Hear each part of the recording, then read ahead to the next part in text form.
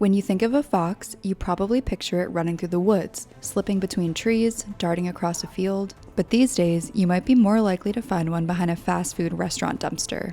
Across the globe, foxes are moving into cities, not just surviving, but thriving. And their story isn't just one of adaptation, it's one of transformation. They're becoming quieter, smarter, more daring, learning how to cross busy intersections, how to beg or steal food from humans. This is the story of the urban fox, and how one of nature's most elusive creatures became our unlikely neighbor. The red fox, or Vulpes vulpes, is found across the entire northern hemisphere, from Alaska to Japan, from the deserts of Morocco to the suburbs of Manchester. Historically, foxes avoided humans. Their survival depended on it.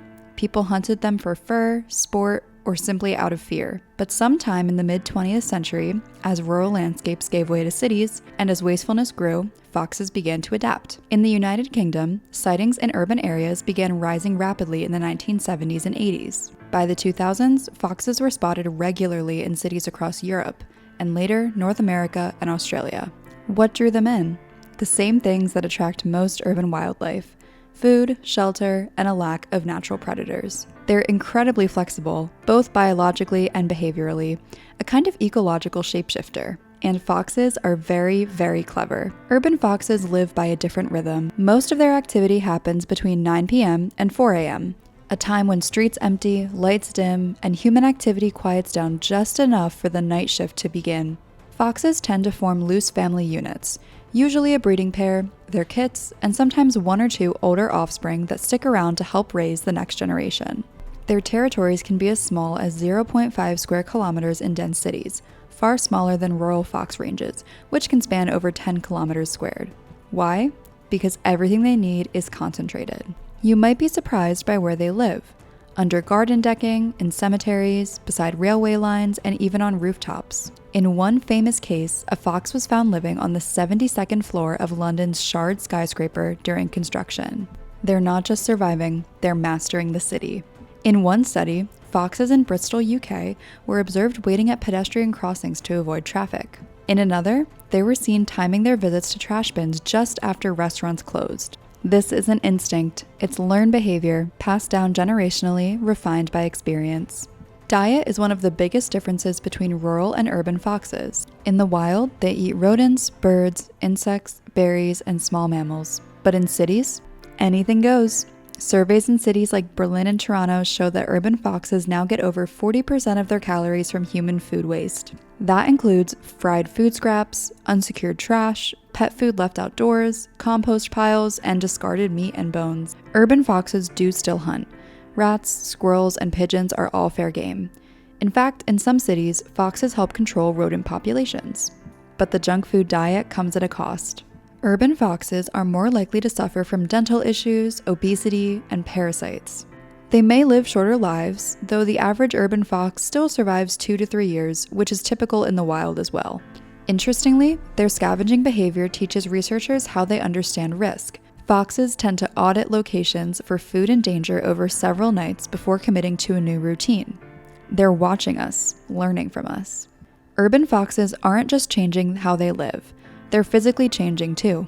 Studies comparing skulls of urban and rural foxes found that city foxes have shorter, broader snouts, possibly for rooting through tight spaces, smaller brain cases, which is linked to reliance on routine versus exploration, larger adrenal glands, suggesting chronic low-level stress, and different gut bacteria, adapted for processed food.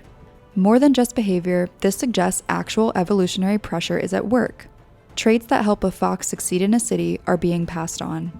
We're witnessing adaptive divergence, potentially the first steps toward urban foxes becoming a distinct population from their rural cousins. If this continues for several more generations, we may look back and realize we watched a new ecological niche being carved out in real time. Foxes spark wildly different reactions. Some people leave food out, give them names, post videos of them playing with garden hoses or stealing shoes. In the UK, fox feeding clubs are a real thing. Others view them as pests. Complaints ranging from loud mating calls to dug-up flower beds to fears about chickens and pets. Let's clear some things up. Foxes are not dangerous to humans. Rabies is nearly non-existent in red fox populations outside of Eastern Europe. They do not hunt cats. Most studies show foxes avoid adult cats, and if anything, it's the cats doing the chasing. They rarely kill chickens unless a coop is left open or poorly protected. What they will do is poop in your garden, dig for grubs, or raid your compost bin. The real question is, can we live with wild animals in our cities? Because ready or not, they're here. The urban fox is a test case. If we can coexist with clever, adaptable animals like this, we might pave the way for deeper conversations about shared space, about cities not just being for humans. Urban biodiversity is a powerful tool.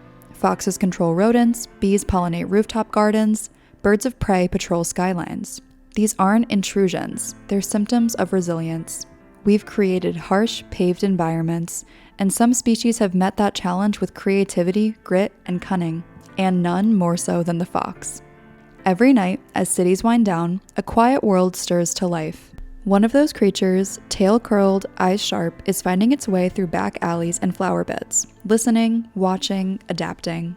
Urban foxes are not a sign of nature in retreat. They are a sign that wilderness is more flexible than we imagined, that survival is not about strength, but about learning, about change. And if the fox can change for us, maybe we can change for it too. If you've ever seen a fox in your city, drop a comment, tell us your story. And if you want to join our Nature First community for behind-the-scenes content, updates, and conversations, the link is in the description. Together, let's make cities a little wilder.